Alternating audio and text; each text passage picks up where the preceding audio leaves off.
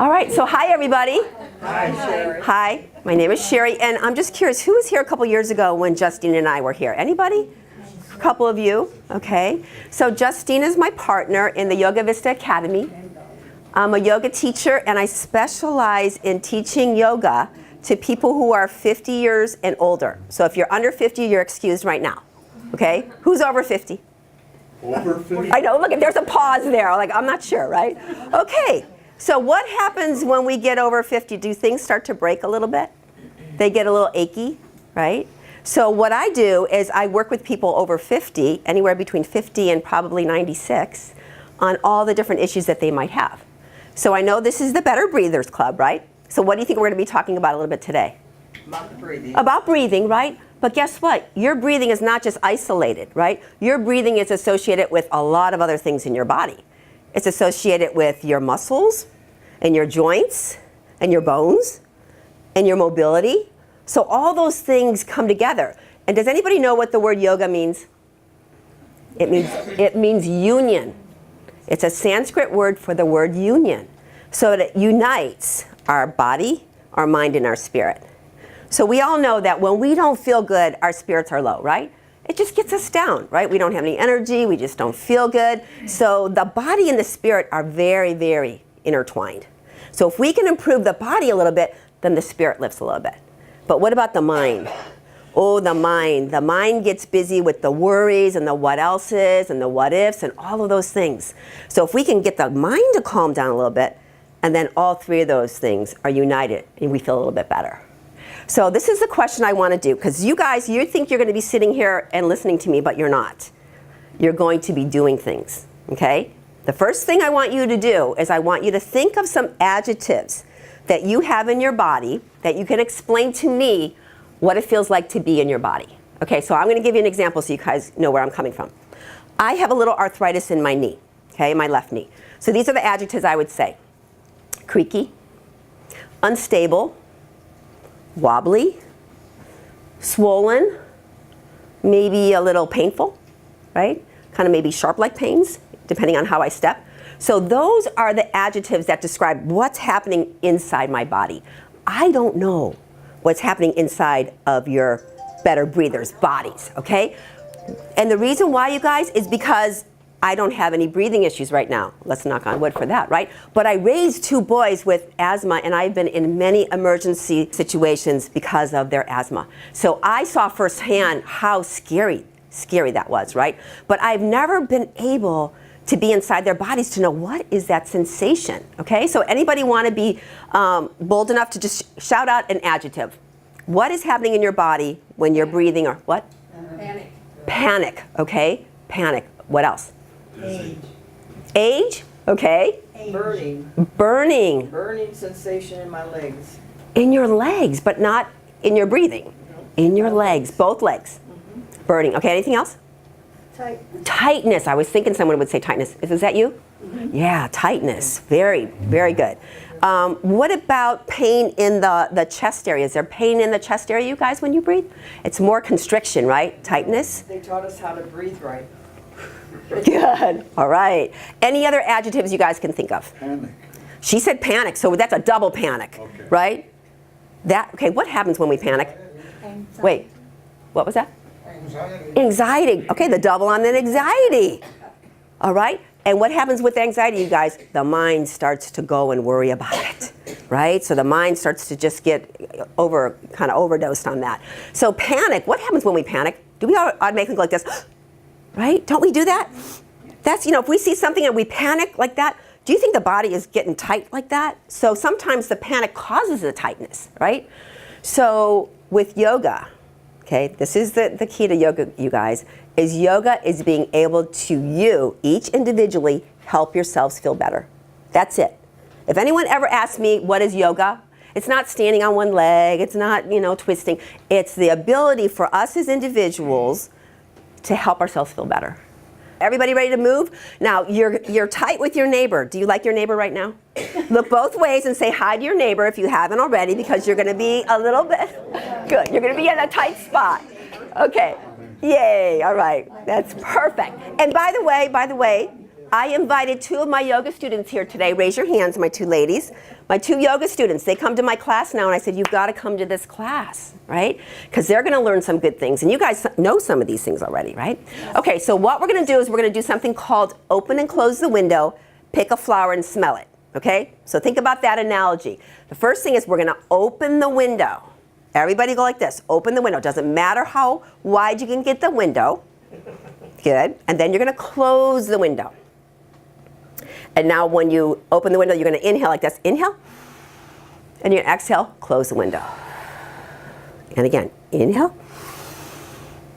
And exhale. Good. One more time. And inhale. And exhale. Good. Place your hands now. Now we're going to pick a flower. Any hand, doesn't matter. Reach over the windowsill. Pick a flower, bring it to your nose, and now we're going to smell it, just with our nose, like a big smell like this. You're allergic to that. And then blow out the petals, you guys, with your mouth like this. Good, here we go. The other hand's going to reach over, pick the flower, bring it back in, smell only through your nose, nice deep breath, and then blow the petals like this. We're going to do it one more time. Notice your breathing capacity, because remember, we're going to do it later.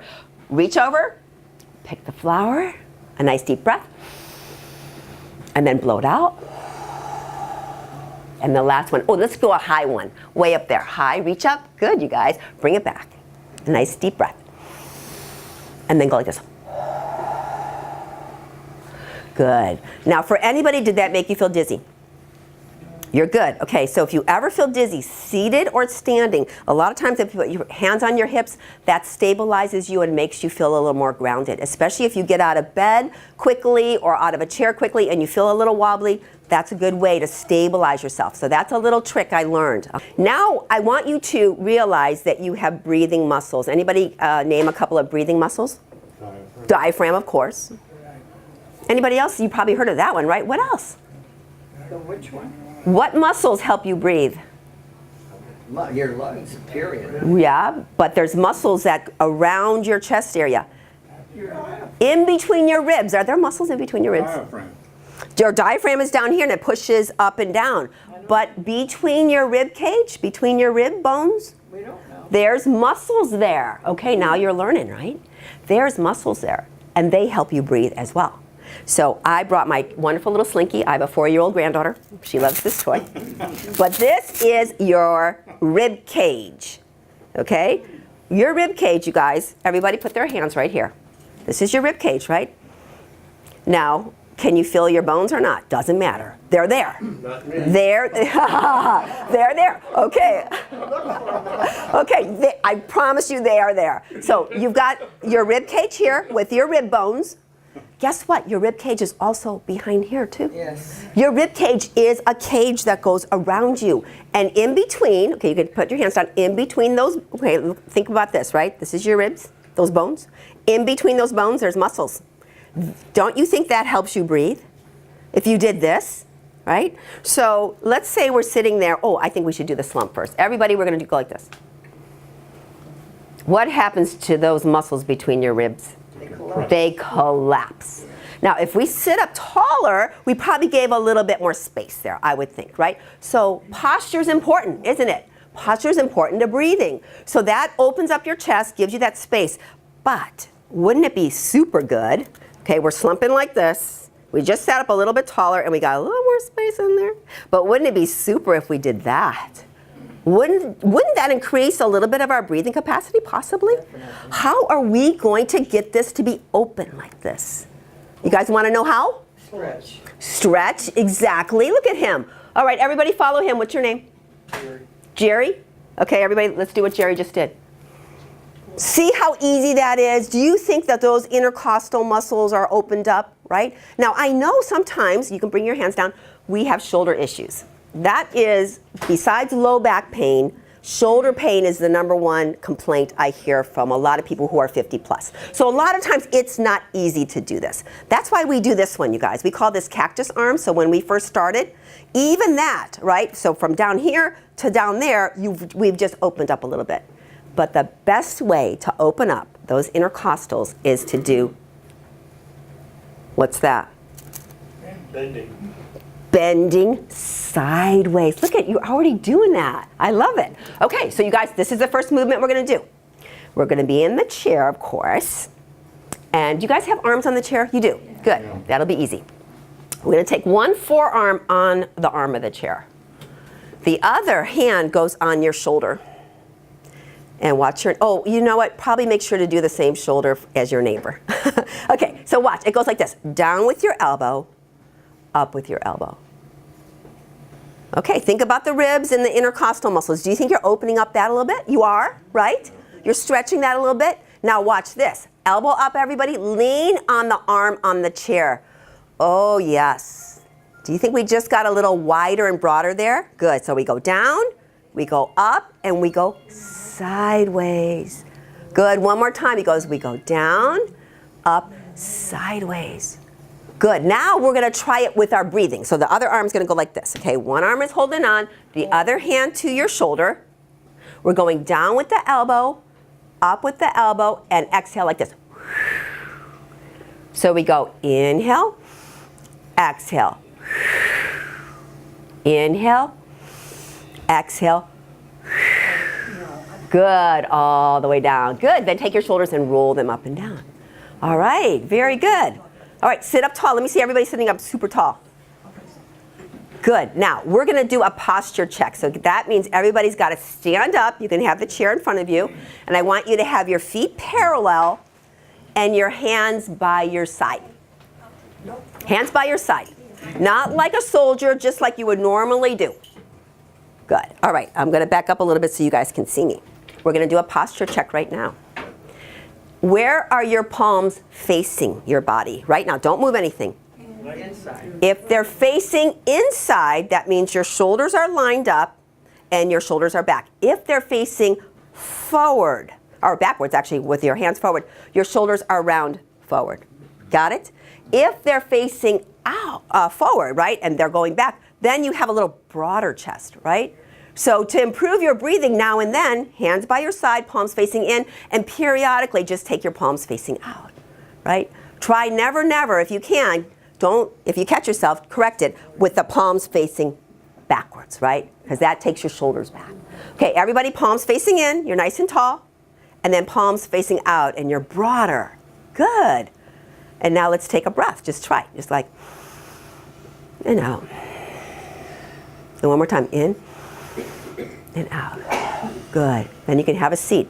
So you can see that if we stretch our muscles a little bit, of our breathing muscles, right, and we have good posture, we can help ourselves breathe a little bit. I brought one of my favorite books. Does anybody like the title of this book? Pain-free.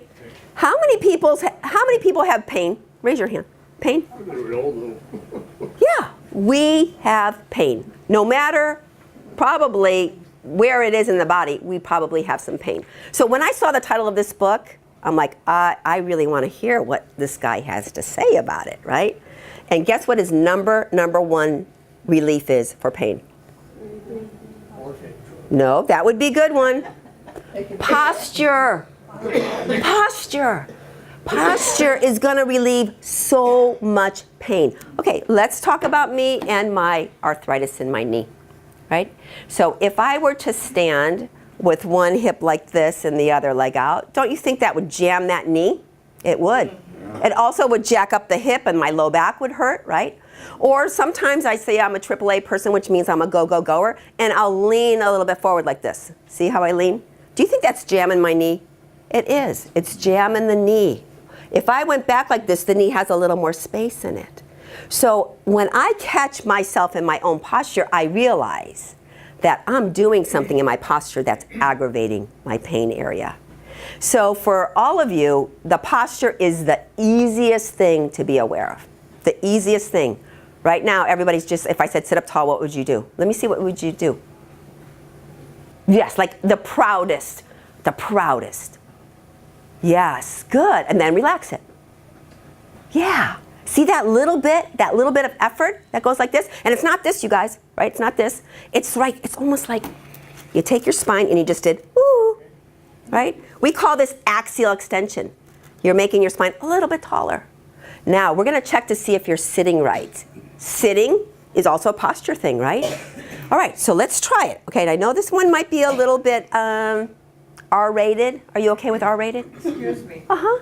Going back to that posture, what you were just doing, Yeah.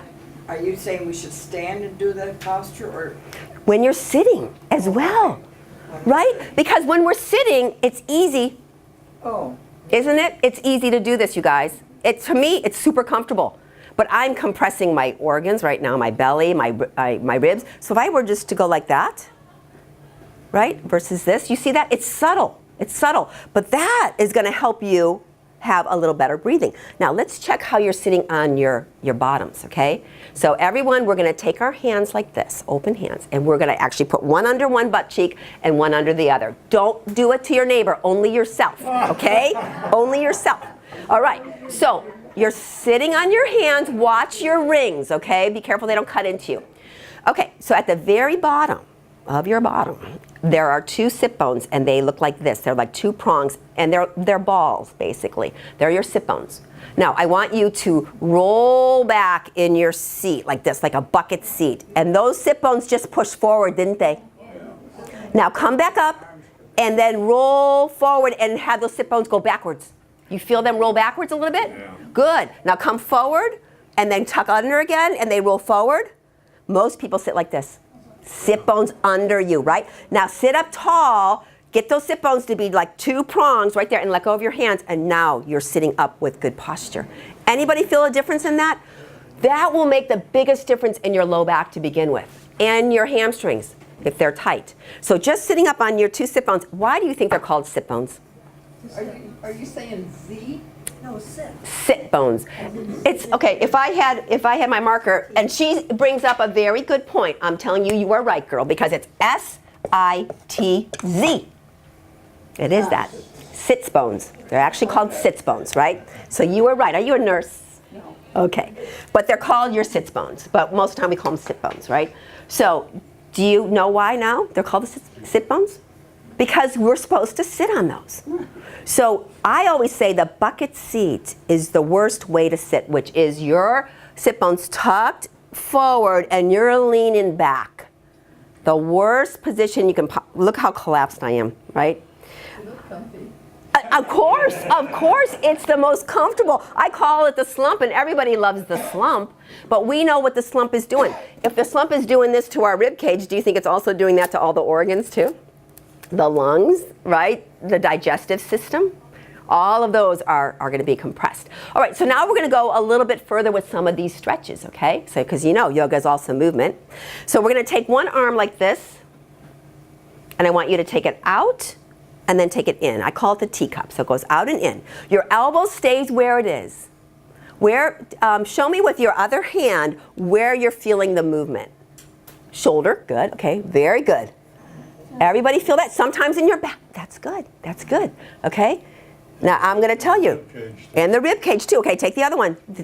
The teacup goes in the other hand. Okay?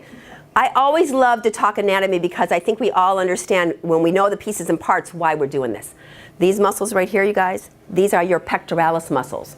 Do you think they help you breathe? Right? They open your chest, right? So that movement, now it's both elbows in, and then we take it out, and we take it in, and out, and in. Good. So if you're tight in your pectoralis muscles, what do you think is going to happen? Right? It's going to round it. And guess what happens when you round your back? Your body automatically knows that you're a little off center, right? It knows that you could almost fall forward, right? Because you're kind of walking like this. It's going to lift your head like that. So that's what happens when people have their neck protruded forward and their shoulders hunched. Do you see that? We call that hunchback, dowager's hump, right? Those kind of, that motion. What you want is ears over shoulders, shoulders over hips, hips over ankles. That's exactly what this, you don't have to read 342 pages in this book. I've already told you the key, okay? The key is aligning everything up. So now I want you to think about when you're sitting up, now you're on your sit bones, and think about your ears over your shoulders. If they are not, what do you think needs to move? Do your shoulders need to move back a little bit? Or does your head need to move back a little bit? Right? So everybody, index finger to their chin. Index finger to the chin. What? How do we see where he is? I can't tell where they are. I don't. You can ask your neighbor, or you're going to sense it. Okay, so look at this movement, you guys. See this movement with my head? I'm going to go sideways too. See that? So did they have, no, but you're moving like this, okay? We're not moving the whole body, right? We're only moving the chin forward and back. Remember that in the Marine Corps? Yes, sir. Do you remember that? They did that? Well, good. We're going to do it again because it's really useful. And so what you want to think about is keeping your head back, chin a little bit tucked, and now your ears and shoulders are going to line up better, and you'll be able to stand up better. Because remember what I said, if your shoulders are rolled forward, your head's going to come forward, and then you're going to start to walk like that, and that, of course, is not good for any of us. Right, so now you know. And the other thing is, I want you all to go home. You've got some homework to do. Because, for instance, you don't know if your ears are over your shoulders, right? You don't know. Maybe you can guess. You go home and you stand against a wall. Then you'll know. You stand against the wall, and will your head and your shoulders and your bottom touch all in alignment? If it doesn't, and you're like this, you know that you just need a little bit of stretching. What you need is stretching, you guys. The body always wants to come back into alignment. But you know what? If we've been like this for decades, do you think it's going to take a little bit of time? Yeah, it's going to take some time. Yoga is not a quick fix. Yoga is a way to naturally heal yourself. How many people want to say amen to that? Do you want to say amen to that? I want to hear. Amen. We really, really want to heal ourselves naturally. And when we can't, we always can use other devices and other methods, right? Absolutely. But in the end, we want the body to be able to heal itself. So we're going to give it the best environment possible, which is good posture, right? And you know what else? A smile on your face. Come on, you guys. Yeah, a smile on your face. Because it brings a little bit of joy. Remember the spirit I talked about? The spirit is very important to healing and feeling good, right? So when we're standing up tall and we've got the smile on our face, we're already going to feel better. This is Justine. She's my partner. She's my partner for, gosh, a long time. All right, I'll let her get situated. But no, why don't you come on up, because I'm almost ready to wrap it up. It's Justine Shelton, you guys. She's my partner. She is a yoga therapist, and she specializes in yoga therapy, right? So what we're talking about today is yoga therapy. So before we start with Justine, I want to just open it up for any questions of what we covered today, because we're going to go back and do our little sequence, remember, at the end? Anybody have any questions? Do you think you're going to sit up better? Yes. Where are your sit bones? Everybody, show me where your sit bones are.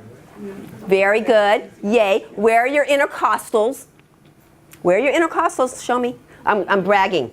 All the anatomy they learned today. Where are your pectoralis muscles? Yay, very good. All right, you guys did A+. A+, A+. Okay, hi. Hi. My name's Justine. Some of you I recognize. I think it's been a few years since I've been here. But I've been a couple times, so. I remember you. Do you? Yeah, see, hard to forget. So my name's Justine, and isn't Sherry awesome? They want to talk vitality. I'm like, do I have the gal for you? Yay. And we wanted to talk a little bit about lung health and making it easier to breathe. So my whole thing with yoga, there's a lot with yoga that can help. So there's aspects of yoga, the physical part of yoga, where you're bending into poses and breathing to help kind of open up your body from the inside out. And then there's a medical branch of yoga called Ayurveda. I don't expect you to remember that. But that has other lifestyle pieces to it that can help the lungs. And a few years ago, my husband got walking pneumonia and had it for quite a while. And it's affected him. So I'm constantly on him to do whatever he can to help keep his lungs strong, because he's 64 and pneumonia once has an effect. So we want to keep doing everything we can to keep our lungs healthy, but then we also want to use ways to open up our structure so the lungs don't have to work as hard, if that makes sense. So if you have those intercostal muscles Sherry was talking about, or between each rib, they run this way and this way. One helps with inhale, one helps with exhale. And if we're not breathing and moving they can start to get stiff, tight, hard, and can even calcify. Exactly. So we want to do whatever we can to help those intercostal muscles, but also the diaphragm, also some of what we call the secondary respiration muscles, you know, the scalenes and the different muscles up here. And I want to talk a little bit also that I don't think I spoke about last time. I feel like we're in a disco. That I don't know if I spoke about last time is the breath and the effect that has on the nervous system. So who here has been stressed at least once in their life? Stressed, like had a little bit of stress in their life. I'm going to say everyone. And when we're stressed, we tend to breathe up here, very shallow breaths. And what that does is signal to our nervous system we're in trouble. Something's going on, she's stressed out, fight or flight. And fight or flight is beneficial. We need that to run away from the saber-toothed tiger, to even play and have fun and get things done, but we also need rest and digest. And the ability of our nervous system to go from sympathetic is the fight or flight. I call it sympathetic because it cares that you don't get eaten by the lion, so you better run. So that's the sympathetic, and then the parasympathetic is what runs under that, and that controls digestion, rest, calming of the nervous system. And if we're constantly in fight or flight, then we're having cortisol and other stress hormones released in our system, and it has just a cascading effect. And it's interesting, I was speaking to a yoga teacher yesterday that I mentor, and she said it's really been beautiful. She's just been teaching now maybe a year, and where she teaches, sometimes not a lot of people come. So she goes, I've had a lot of just one-on-one sessions with people. And she worked with a woman who was in her 40s, and after class she started crying. She goes, I don't think I have ever taken a full breath in my life. You know, where you're really, because a lot of us live, and especially if we've experienced trauma. Who here has experienced trauma? I'm going to say birth is traumatic, so there we go. So it's remembering and reminding, and you can actually train your nervous system to calm down and to get into that rest or digest. Do you want to know how? Yes. Yay! The breath is the quickest way to the nervous system. So lengthening exhale is going to help the nervous system always. But I want to show something to you just to do a little experiment. Okay? So where you are, sit up tall. If you trust me, close your eyes. And you don't have to. And then just take a moment to notice how you're feeling. If you sense your heartbeat, your breath rate, do you feel stressed or calm? Just take that little litmus test of how you're doing. And then start to equalize your breath, not pushing it to extremes. Say you take a 2 or 3 second inhale, equalize the exhale. Do that for a few rounds. And then continue with the breath. Place your left hand on your heart, or near your heart. Continue with that slow, equalized breath, and bring up the feeling of love. Love for anything, love for love's sake.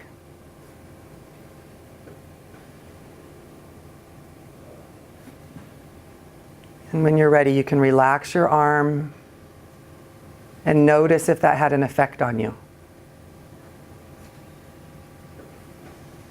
And when you're ready, you can open your eyes. Did anyone sense anything? Yeah, euphoria. Euphoria? Nap time. Good. Can you say that louder and into the microphone? I love the euphoria. Yeah, I could even sense the energy shift in the room. It just kind of went. And it's a medical, that was created by medical doctors to bring your heart into coherence. And coherence is the medical term that means your ability to switch in and out of the autonomic nervous system, to switch in and out of parasympathetic and sympathetic. So that's a very easy tool. Equalize your breath it doesn't take long, right? Just for a few, 5, 6 breaths. Place your hand on your heart, keep breathing, bring up the feeling of love. I used to say unconditional love, but for some people that's a trigger. And then I used to say bring up the feeling of your dog, because that's what gets me. So that's a little bit how we can control the nervous system aspect of our breath. Because I can imagine when you're short of breath, it's a little alarming. Wouldn't you agree? And then the other thing that I really want to, I'm probably preaching to the choir here. If you're having trouble breathing, are you going to try and really increase your inhale? Has anyone tried that? No, we usually just grab oxygen. Yeah. What trying to really like, say you're like, damn it, today I'm going to increase my inhale, and you just make yourself, it's a good way to have a panic attack. It's a good way to go into distress. It can trigger the lungs. The best way to strengthen the lungs, regardless of if your issue is inhale or exhale, because some people have trouble with one or the other, lengthening the exhale. That strengthens the alveoli sacs, and that will help everyone. And by doing that, you could, I was lucky. I had a teacher who grew up in India and developed COPD at a very young age. So he lives here now, but he made it his life's mission to work with people with lung issues. And I happened to end up in a classroom with him. And he's very passionate about it. And to know someone who's walked that, who can say from experience, I trust everything he tells me, because he's walked that path. And what he calls it, to just simplify it, smell the rose, flicker the candle. So not like it's your birthday and you're trying to blow it out, but you're just trying to flicker the candle through pursed lips to elongate the exhale. And as you do that, pulling in the belly will help compress the abdomen and help push the air out a little bit more. So let's try that for a few rounds where we're gonna pretend we have, this is a beautiful flower. You're gonna inhale and smell the flower. And then flicker the candle through pursed lips.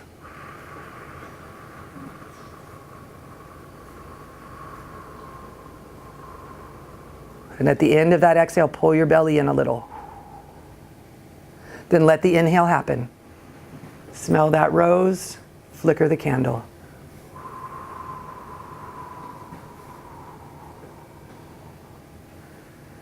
Can you sense that? That even, I feel a little calmed down from that. So that's going to be my homework challenge for you, to smell roses and flicker candles. Just periodically throughout the day. This isn't something like you're going to do an hour of I'm working on my breath. This is something that's your life. So you're going to take these yoga snacks throughout your day, throughout your life. Say you're at a red light, because that's not stressful. And you're going to smell a rose, flicker the candle 3 or 4 times. Strengthening the lungs is something we do throughout the day. It's not like a bodybuilder doing a competition. It's that ongoing care and attention. And now I get to be the woo-woo side. So do y'all know what woo-woo is? I grew up in Colorado, and every once in a while I'll say something and I'm like, oh, I've been in California too long. That's the woo-woo thing, like the energy, the auras, all of that. The chakras. The chakras. But the more I learn about it, the more woo-woo I get because I believe it. And where was I going with the woo-woo? Oh, so energy and where we hold it in our body. So have you guys all heard of Louise Hay? She's kind of a famous local lady. Talks about, like, say you have a lot of wrist pain. Energetically, that could be you've been giving too much for too long and you're starting to get resentful about it. If you think of the shoulders, even English has a lot of phrases. I'm carrying the weight of the world on my shoulders. I'm shouldering the burden. That kind of thing. Stress, too much weight on you. With the lungs are attached to grief. And so you want to, and nobody likes to talk about grief, but who here has had grief? I'm going to say everyone. We all win, we all lose things. And so I'm not here to bum you out. I'm here to talk to you about if there is grief in your life. Grief doesn't come, you lock it up in a bow and now you're done, right? I still cry about my horse that died 20 years ago. I still think of my grandma and cry. Grief is weaved through life. And so we don't want to, oh, grief's coming, I'm just going to ignore that, because then grief is over your shoulder going, You want to let things come up if you're having emotion. let it come up and out and have fun with it. And then the other aspect, now we're going to get away from that. What's the other part of grief? We're going to have joy, laughter, fun.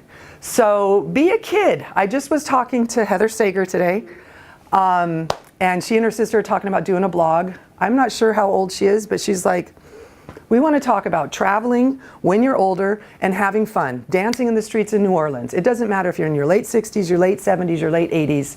Why the hell aren't you having fun? And that's our job, is to grab life and squeeze it out like a lemon. So let the grief come, ride that wave and let it go, but then let the joy come and laugh for no reason. Smile at someone. Here's a fun thing. Have you ever been having a bad day?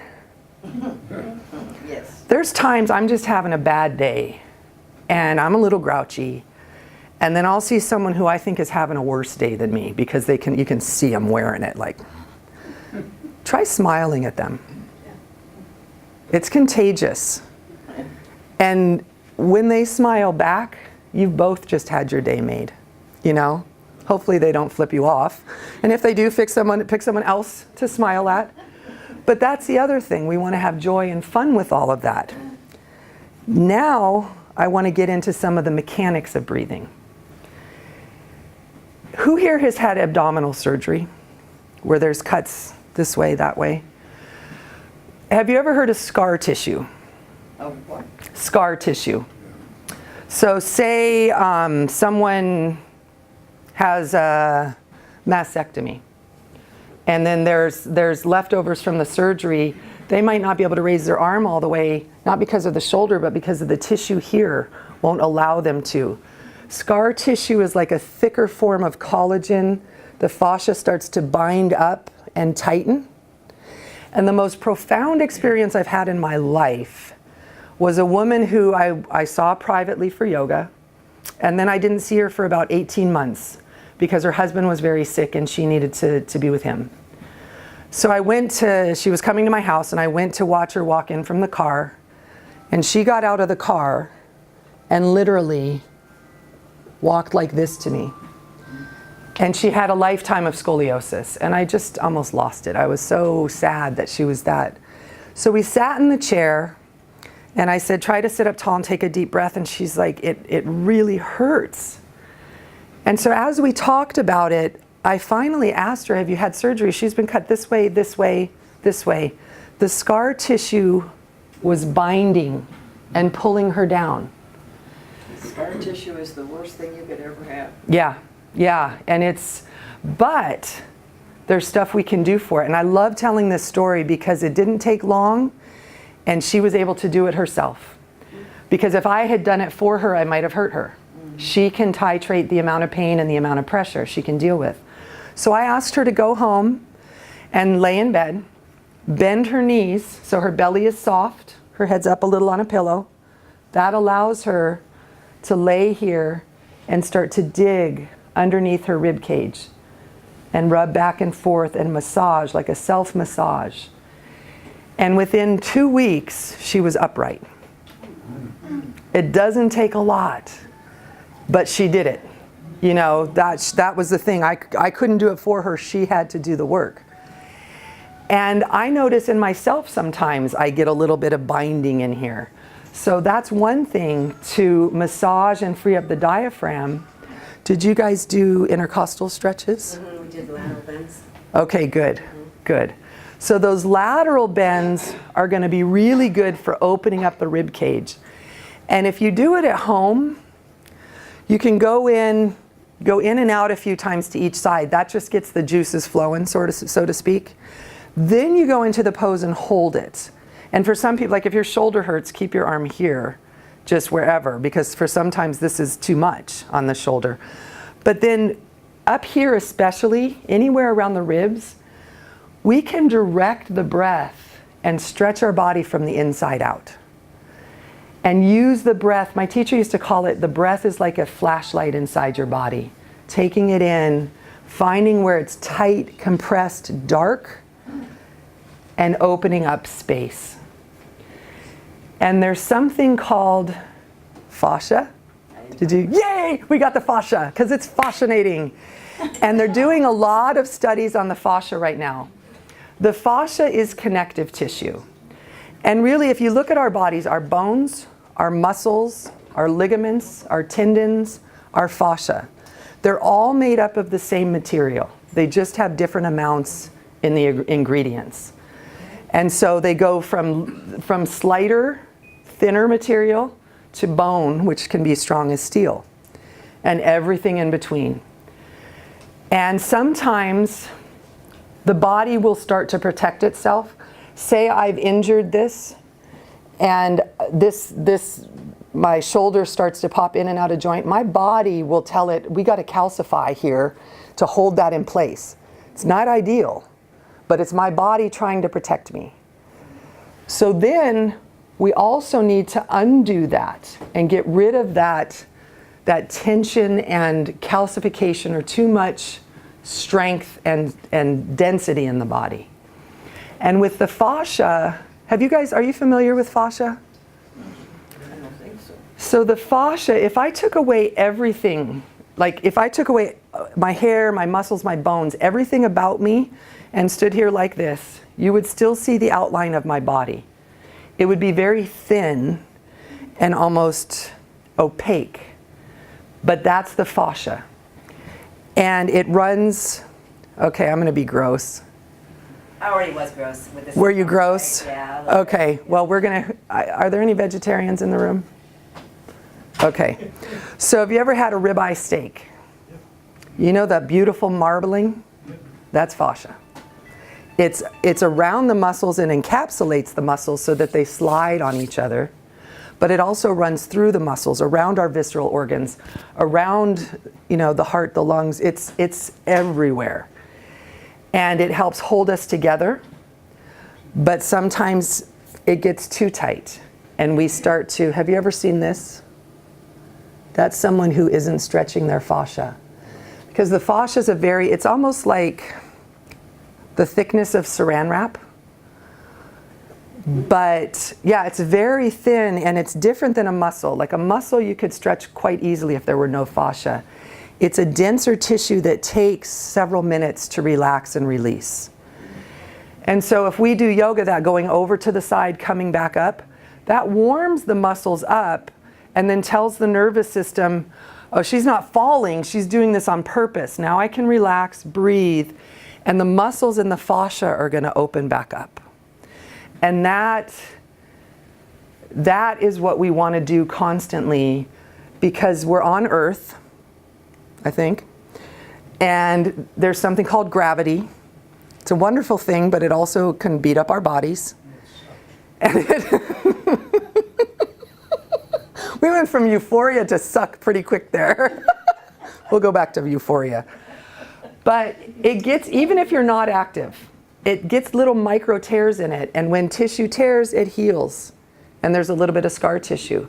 That means it's smaller. Like you tear a paper, you sew it together, the paper's not going to be the full square that it was. Each tear, it can start to get smaller and smaller. And so we might end up like this. That's why we want to stretch and open things back up.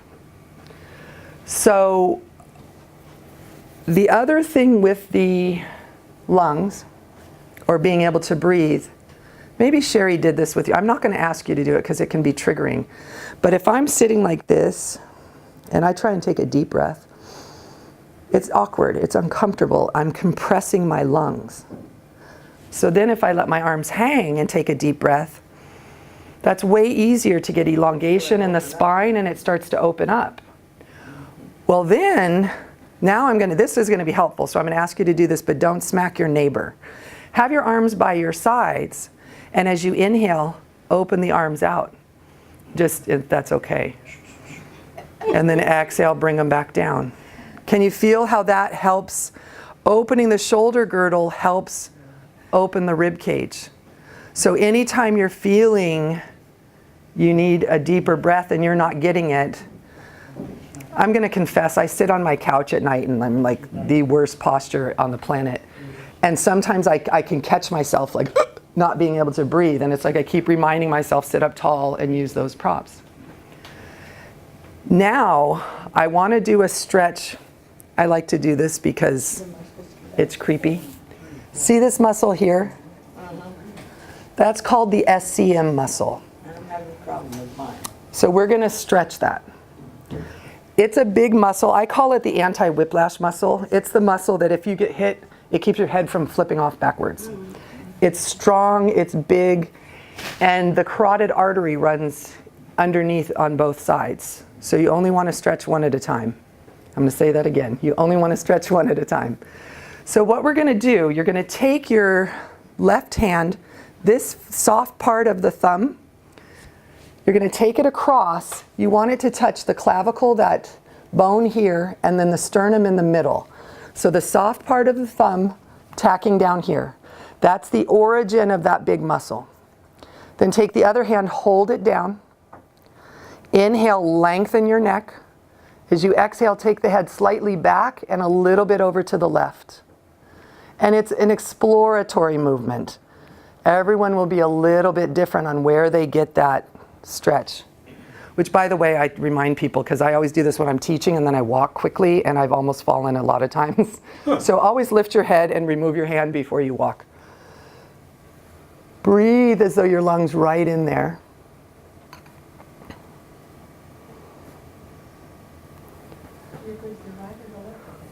You're going, well, if you're followed along, we're taking the left hand across to the right, and then the head will go back and to the left, so it's going back and away. So you're going to go that way with your head, yeah, and then back a little.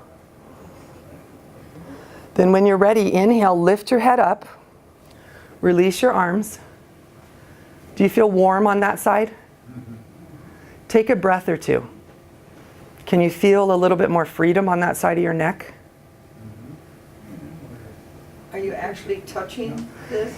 You're touching, so it's this base part of your palm, and it should be in contact with the clavicle, this long muscle, and the sternum, collarbone, thank you, yeah. Collarbone and sternum. And then you go across and over. What that does, that's the origin of the muscle. So you're holding the origin of the muscle and stretching away. So take a couple breaths. Can you feel, like if you get headaches, do that one a lot because it helps with blood supply to the head and drainage from the head. But that muscle, if we're tight, the scalenes are some of the muscles that assist in breathing. And if they're tight, that makes breathing harder. This muscle that we just stretch is one of the biggest ones in the neck. Stretching that has a cascading effect on all the other muscles. But now we're going to do, since there's some tension in the neck, and this will kind of outline the fascia. I'm going to fascia kick. Yes. Okay, this is the yoga party trick, and this one you can show your grandkids because they'll be like, no. Okay, sit up tall. Look over your right shoulder and mark a point on the wall that's as far as you can see, or on your neighbor or whoever. And then you're going to look forward. That's just for the before after, for the aha effect. So take your right thumb, hold on to that middle joint, and you're going to wiggle it around. If you have severe osteoarthritis in your thumb, don't do this. You can do the whole hand. Thanks for playing along. Most people look at me like I'm messing with them. Like, what? Pull my finger? Okay. Now you're going to take and rub your right ear, and you can kind of massage the cartilage of the ear, tug it around, channel Carol Burnett. Okay, then sit up tall again. Wait for it. Look over that shoulder again. See if you can see further. Oh my goodness sake. Da, da, da, da, da, da. Yoga trick, yay! Whole panel further. What we did, there's a fascia train that goes from the neck down the arm. We loosened the two ends of a tight rope. The whole rope goes lax. And what did I say about the fascia? It's constantly shortening. So I do that 2 or 3 times a day sometimes, and it works every time.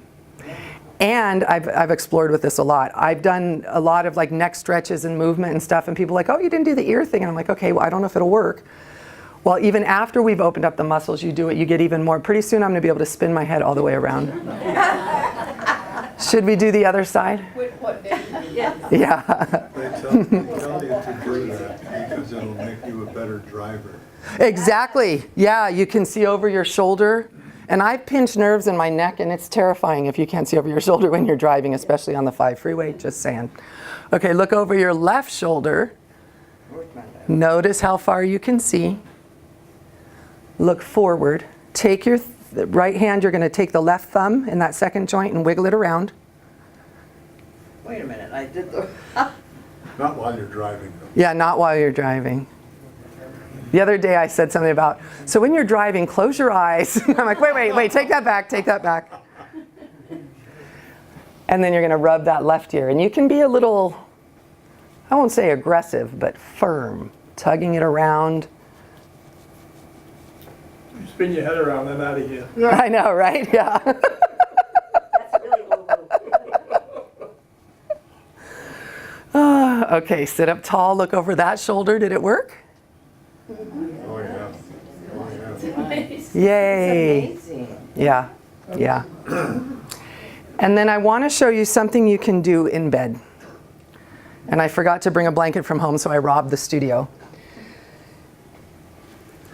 A lot of times, if we all have spinal curves, and some people have more of this, kyphosis in the upper back, that can compress this cage, the rib cage, which holds a pretty fairly important payload, heart and lungs.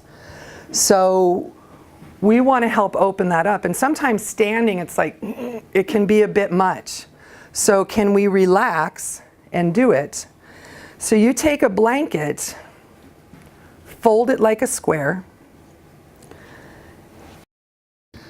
So what you want to do, and do it in bed because life's too short, you know, and have a pillow or two under your knees. Maybe have a little cup of hot chocolate next to you. I have a chocolate thing, can you tell? So you're going to have this, Drink wine, you live longer. yeah, it's true. You have, you have the blanket kind of by your tailbone. You lean back, and you're going to open your shoulders. If you have shoulder pain, sometimes having the palm up is too much. You can be palm down less than 90 degrees from your body. And then you can have a little bit of a neck roll or an additional pillow. See how this is opening my pecs? It's opening this space of the diaphragm here. And you lay and breathe. Smell the rose, flicker the candle, but don't hold an actual candle because you'll spill wax on yourself.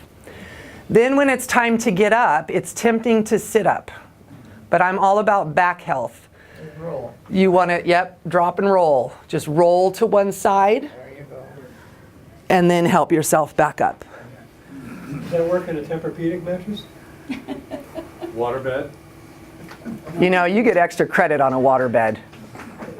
It's harder to I don't know. Is the Tempur-Pedic's the one that raise up? No, it's the one that sinks in memory. Oh, then no, not so much. Yeah. So you're going to have to hit the floor. Sorry. Sofa. Or the dining room table, sofa. Yeah. But do you see how we can use actual physical things to help open our physical structure? Thanks for playing. All right.